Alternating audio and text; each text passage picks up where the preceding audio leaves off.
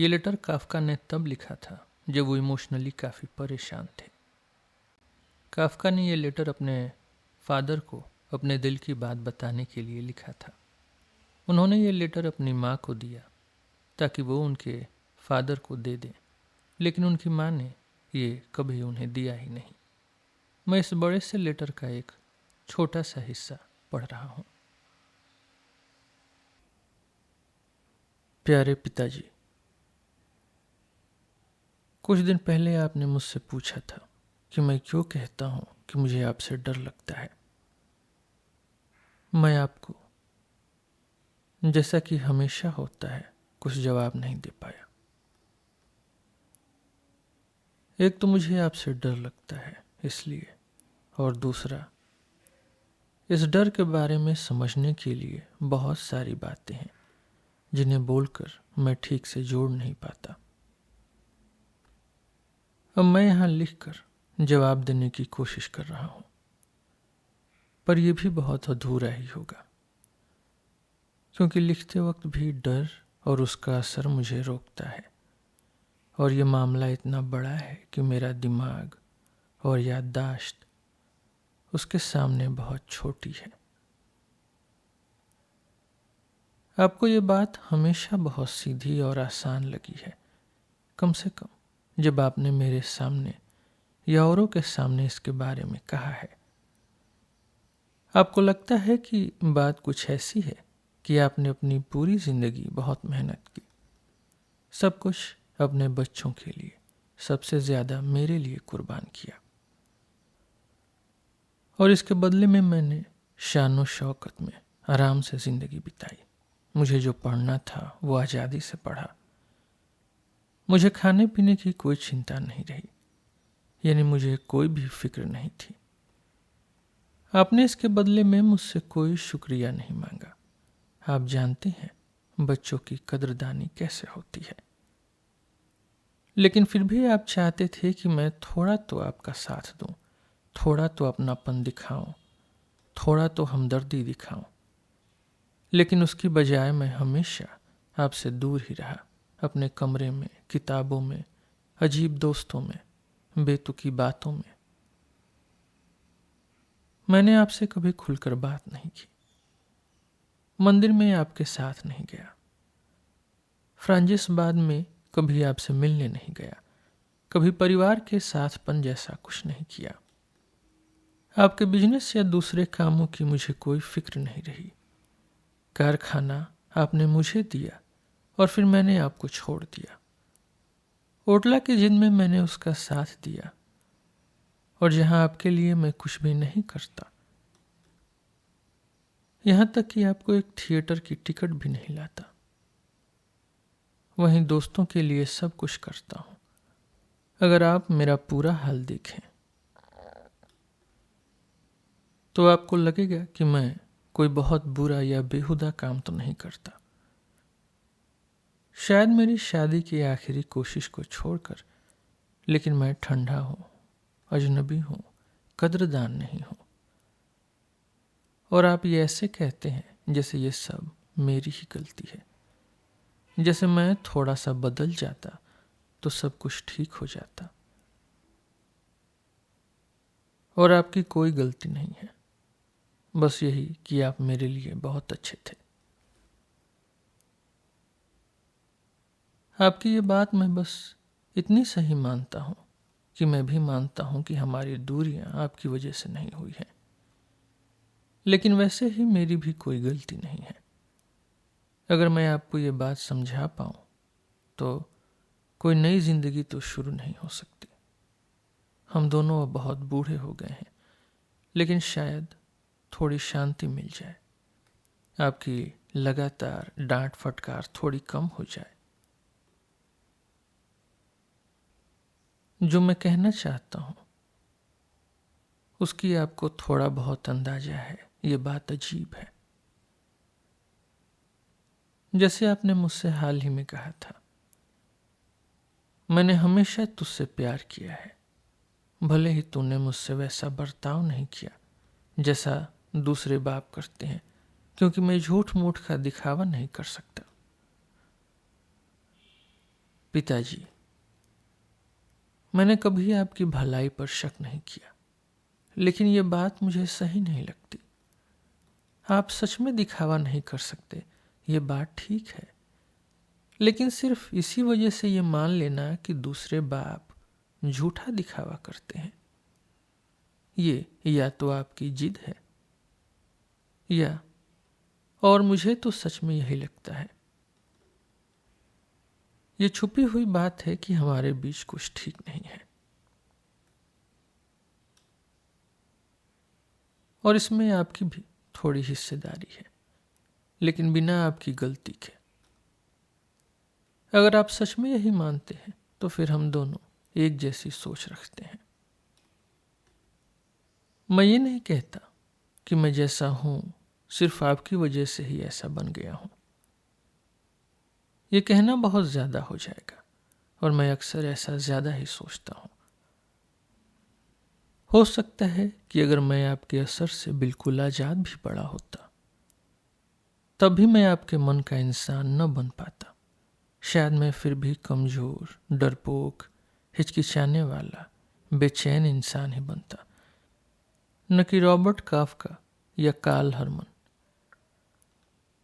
पर फिर भी मैं आज जैसा हूं उससे अलग होता, और शायद हम दोनों बहुत अच्छे से रह सकते थे। मैं खुश रहता अगर आप मेरे दोस्त, मेरे बॉस, मेरे चाचा, मेरे दादा, यहाँ तक कि थोड़ा सोच कर ही सही मेरे ससुर होते। बस एक बाप के रूप में आप मेरे लिए बहुत ताकतवर थे, बहुत सख्त थे, खासकर क्योंकि मेरे भाई बचपन में ही मर गए, बहनें बहुत बाद में आई, और इसलिए मुझे पहला झटका अकेले ही सहना पड़ा। मैं इसके लिए बहुत कमजोर था पिताजी। अब हम दोनों को देखिए पिताजी, मैं अगर सीधे कहूं तो लोवी जैसा हूं, जिसमें थोड़ा बहुत काफका का रंग है, पर मुझे काफका जैसा जीवन, व्यापार या जीतने की इच्छा नहीं चलाती, बल्कि लोवी जैसा कुछ चुपचाप, डरपोक, अलग दिशा में धकेलता है, और वो भी अक्सर रुक जाता है पिताजी। आप दूसरी तरफ एक सच्चे काफका हैं, ताकत, सेहत, खाने की चाह, ऊंची आवाज, बोलने की कला, आत्मसंतोष, दुनिया पर हावी रहने की सोच, मेहनत, समझदारी, लोगों को पहचानने की काबिलियत, और कुछ बड़ी दिलवाले गुण के साथ। और हाँ, इन्हीं खूबियों के साथ कुछ कमजोरियां भी हैं पिताजी, जिसमें आपका गुस्सा और मिजाज भी शामिल है। हो सकता है आप पूरी तरह काफका न हो, खासकर अपने दुनिया देखने के नजरिए में, जितना कि चाचा फिलिप लुडविग हेनरिक थे। ये बात अजीब है पिताजी, मैं भी पूरी तरह साफ नहीं देख पा रहा। वे सब मुझसे ज्यादा खुशमिजाज, आजाद, हल्के फुल्के, कम सख्त थे। वैसे ये आदत मैंने भी आपसे बहुत पाई है, और उसे और भी ज्यादा अपना लिया है। बस मेरे अंदर वो संतुलन नहीं है पिताजी जो आपके अंदर है। लेकिन दूसरी तरफ आप भी अलग अलग समय में अलग थे। शायद आप पहले ज्यादा खुश रहते थे, जब तक आपके बच्चे, खासकर मैं, आपको निराश और घर में परेशान नहीं करते थे। अगर कोई बाहर वाला आता तो आप अलग होते, और शायद अब फिर से थोड़े खुश हो गए हैं, क्योंकि अब आपको पोतों और दामाद से वो गर्मजोशी मिलती है जो बच्चों से शायद वल्ली को छोड़कर नहीं मिली। लेकिन फिर भी हम दोनों इतने अलग थे, और ये अलगाव इतना खतरनाक था कि अगर कोई पहले से सोचता कि मैं, जो धीरे धीरे बढ़ रहा एक बच्चा हूं, और आप पिताजी, जो पूरी तरह बने बनाए इंसान हैं, आपस में कैसे रहेंगे, तो यही मानता कि आप मुझे रौंद देंगे और मुझ में कुछ बाकी नहीं बचेगा। ऐसा हुआ नहीं। जिंदगी का हिसाब नहीं लगाया जा सकता पिताजी, लेकिन शायद इससे भी बुरा हुआ। लेकिन मैं बार बार आपसे यही कहना चाहता हूं कि मैंने कभी भी आपकी कोई गलती नहीं मानी। आपने मुझ पर वैसे असर डाला जैसे आपको डालना ही था। मैं बचपन में डरपोक बच्चा था, फिर भी मैं जिद्दी भी रहा हूं जैसे बच्चे होते हैं। माँ ने मुझे जरूर थोड़ा बिगाड़ा था, लेकिन मुझे नहीं लगता कि मैं कोई बहुत ही मुश्किल बच्चा था। मुझे नहीं लगता कि अगर मुझे प्यार से बुलाते, हाथ पकड़कर साथ ले जाते या अच्छा सा देख लेते तो मैं वो सब न करता जो आप चाहते थे। असल में आप दिल से अच्छे और नरम इंसान हैं पिताजी। आगे जो कहने जा रहा हूं वो इससे नहीं टकराता। मैं तो बस उस असर की बात कर रहा हूं जो आप बच्चे पर डालते थे। लेकिन हर बच्चा इतना हिम्मती और सब्र वाला नहीं होता कि आपकी अच्छाई तक पहुंच सके पिताजी। आप बच्चे से वैसे ही पेश आते हैं जैसे आप खुद हैं, ताकत से, तेज आवाज से, गुस्से से। और आपको ये तरीका बहुत सही लगता था क्योंकि आप मेरे अंदर एक मजबूत और हिम्मती लड़का बनाना चाहते थे पिताजी। आपने बचपन में जो तरीका अपनाया उसे मैं अब सीधा सीधा नहीं बता सकता, लेकिन मैं उसे बाद के सालों और फेलिक्स के साथ आपके बर्ताव से समझ सकता हूं। इसके साथ ये भी याद रखना चाहिए कि तब आप जवान थे पिताजी, ज्यादा जोशीले, ज्यादा बेपरवाह थे और ऊपर से आपका पूरा ध्यान सिर्फ बिजनेस में था। दिन में शायद ही कभी मेरे पास होते थे, इसलिए जब भी आप दिखते थे मुझ पर गहरा असर डालते थे पिताजी, जो कभी भी आम बात नहीं बन पाया। मुझे बचपन के सालों से सीधा सिर्फ एक बात याद है पिताजी, शायद आपको भी वो याद हो। एक बार मैं रात को बार बार पानी मांग रहा था, जरूर प्यास की वजह से नहीं, शायद थोड़ा तंग करने के लिए, थोड़ा खेलने के लिए। जब आपकी डांट फटकार से भी मैं नहीं माना तो आपने मुझे बिस्तर से उठाया, मुझे बाहर बालकनी में ले जाकर बंद दरवाजे के सामने थोड़ी देर के लिए अकेले मेरी कमीज में खड़ा कर दिया।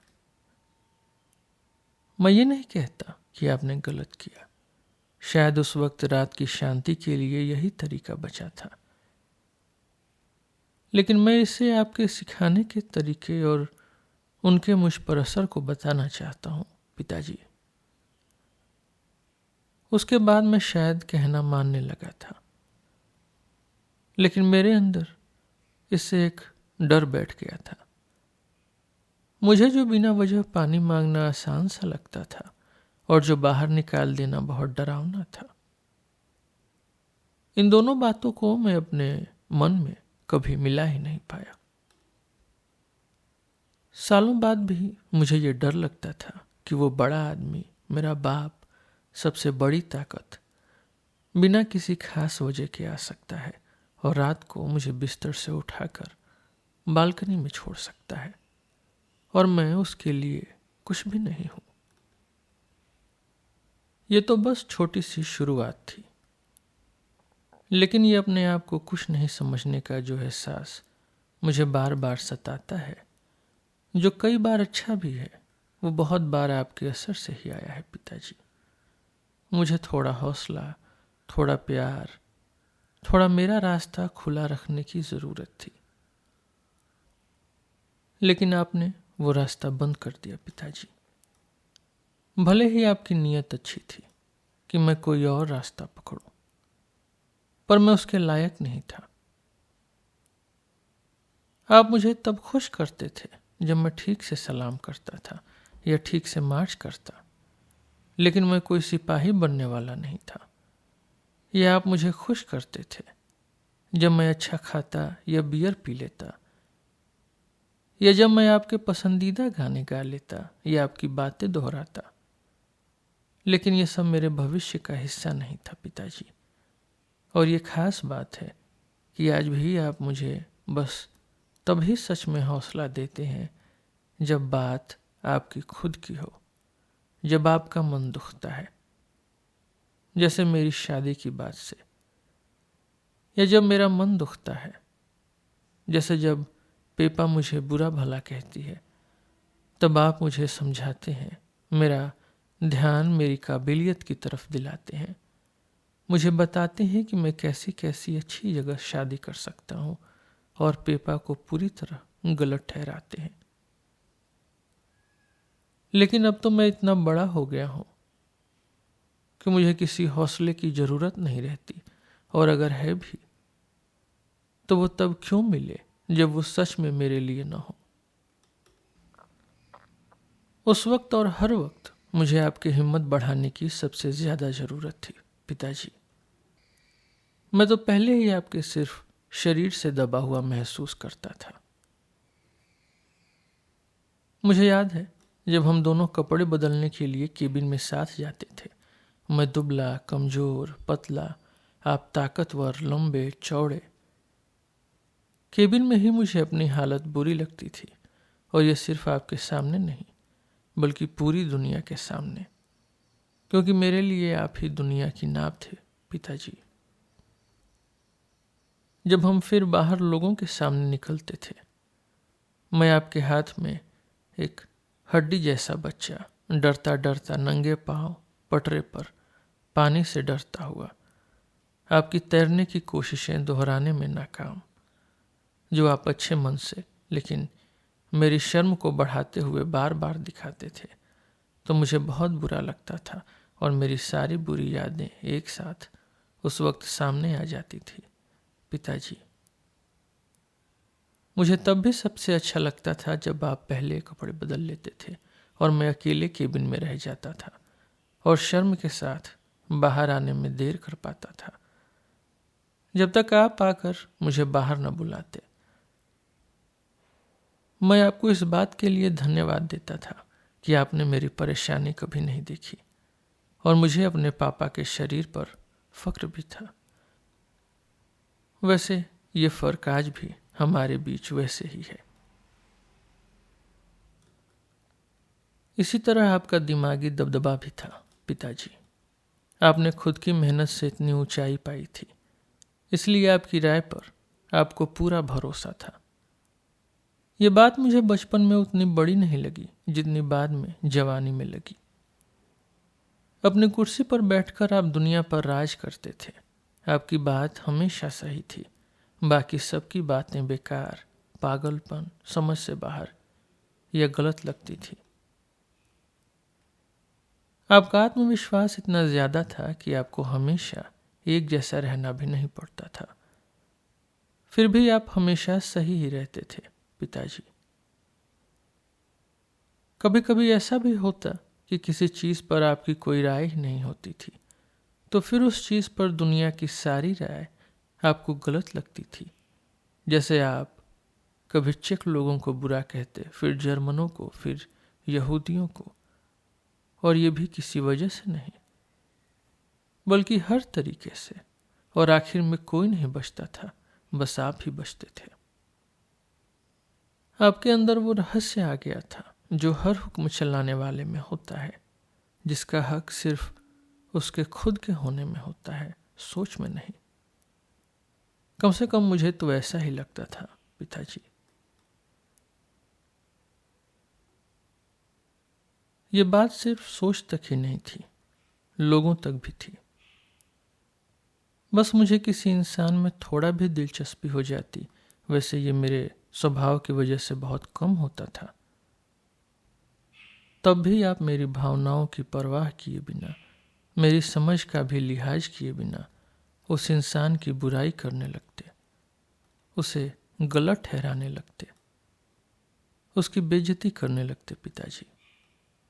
सीधे साधे मासूम लोग जैसे यहूदी एक्टर लोवी इसका शिकार होते थे। बिना उसे जाने आपने उसकी तुलना ऐसे गंदे कीड़े से कर दी जो मुझे अब भी याद नहीं, और वैसे ही जैसे उन लोगों के लिए जो मुझे प्यारे थे। आपके पास हमेशा वो कहावत याद रहती थी, कुत्ते और पिस्सू वाली। मुझे वो एक्टर इसलिए ज़्यादा याद है क्योंकि आपकी बातें सुनकर मैंने अपने आप से लिखा था, ये देखो मेरे पापा मेरे दोस्त जिसे वो जानते भी नहीं उसके बारे में ऐसे बोलते हैं, सिर्फ इसलिए क्योंकि वो मेरा दोस्त है। मैं ये बात हमेशा याद रखूंगा और वो मुझे प्यार या शुक्रिया ना करने का ताना देंगे। मुझे हमेशा यही समझ नहीं आया कि आपको कभी भी एहसास नहीं हुआ कि आपके शब्दों और फैसलों से मुझे कितना दुख और शर्मिंदगी होती थी, जैसे आपको अपनी ताकत का कोई अंदाजा ही नहीं था। हाँ, मैंने भी आपको कई बार बातों से दुख दिया होगा, लेकिन मुझे हमेशा पता था, मुझे खुद भी दुख होता था, लेकिन मैं अपने आप को रोक नहीं पाता था पिताजी। वो शब्द वापस नहीं ले पाता था और बोलते ही पछता भी जाता था, लेकिन आप तो बस सीधा बोल देते थे। पिताजी, किसी को भी कोई दुख नहीं होता था, न आपको उस वक्त न बाद में। आपके सामने हर कोई बिल्कुल मजबूर होता था। आपकी सारी परवरिश ऐसी ही थी। मुझे लगता है आपके अंदर बच्चों को सिखाने की ताकत है। आपके जैसे इंसान को आप जरूर अच्छा बना सकते थे। वो इंसान आपकी बात की समझ रखता, बाकी किसी बात की परवाह नहीं करता और आपके कहे अनुसार काम करता। लेकिन मेरे लिए बचपन में आपकी हर बात जैसे भगवान का आदेश थी पिताजी। मैं उसे कभी भूलता नहीं था। वो मेरे लिए दुनिया को समझने का सबसे बड़ा तरीका बन जाती थी, खासकर आपको समझने का। और इसमें आप पूरी तरह फेल हो जाते थे, क्योंकि बचपन में मैं आपके साथ सबसे ज़्यादा खाना खाते वक्त ही होता था। इसलिए आपकी सिखाई गई बातें भी खाने की मेज पर सही तरीके से पेश आने की बातें ही थी। जो कुछ भी खाने को आया उसे खत्म करना था। खाने की तारीफ या बुराई नहीं करनी थी। पर आप कई बार खाना खराब बताते थे, उसे जानवरों का खाना कहते थे, खाना बनाने वाली को जानवर कहते थे। आप अपनी भूख और पसंद के हिसाब से सब कुछ जल्दी जल्दी गर्म गर्म और बड़े बड़े टुकड़ों में खाते थे। इसलिए बच्चों को भी जल्दी करना पड़ता था। मेज पर चुप्पी रहती थी, बस बीच बीच में आपकी बातें आती, पहले खा फिर बोल, या जल्दी जल्दी जल्दी, या देखो मैं तो कब का खा चुका हूं। हड्डी चबाना मना था, पर आप कर सकते थे। सिरका चूसना मना था, पर आप कर सकते थे। सबसे जरूरी बात थी कि रोटी सीधी काटो, लेकिन आप उसे सॉस लगे चाकू से भी काट लेते थे, कोई बात नहीं। ध्यान रखना था कि खाना जमीन पर न गिरे, लेकिन सबसे ज्यादा खाना आपकी तरफ गिरा होता था। मेज पर बस खाना खाना था, लेकिन आप अपने नाखून काटते, पेंसिल छीलते, दांत से कान साफ करते। इससे मेरी दुनिया 3 हिस्सों में बट गई थी पिताजी। एक, जहां मैं रहता था गुलाम की तरह, ऐसे नियमों के नीचे जो सिर्फ मेरे लिए बनाए गए थे और जिन्हें मैं पता नहीं क्यों कभी पूरा नहीं कर पाता था। दूसरा, आपकी दुनिया, जो मेरी दुनिया से बहुत दूर थी, जहां आप रहते थे, हुक्म देते थे और न मानने पर नाराज होते थे। और तीसरा, बाकी लोग, जो आज़ादी और खुशी से रहते थे, जिन पर कोई हुक्म और आज्ञा नहीं थी। मैं हमेशा शर्म में रहता था। या तो आपके कहे को मानता तो भी शर्म थी, क्योंकि वो नियम तो सिर्फ मेरे लिए थे, या मैं जिद करता तो भी शर्म थी, क्योंकि मैं आपकी बात का विरोध कैसे कर सकता था। या मैं आपकी बात मान नहीं पाता, क्योंकि मेरे पास आपकी ताकत, भूख या होशियारी नहीं थी पिताजी। फिर भी आप मुझसे वो सब उम्मीद करते थे, यही सबसे बड़ी शर्म थी।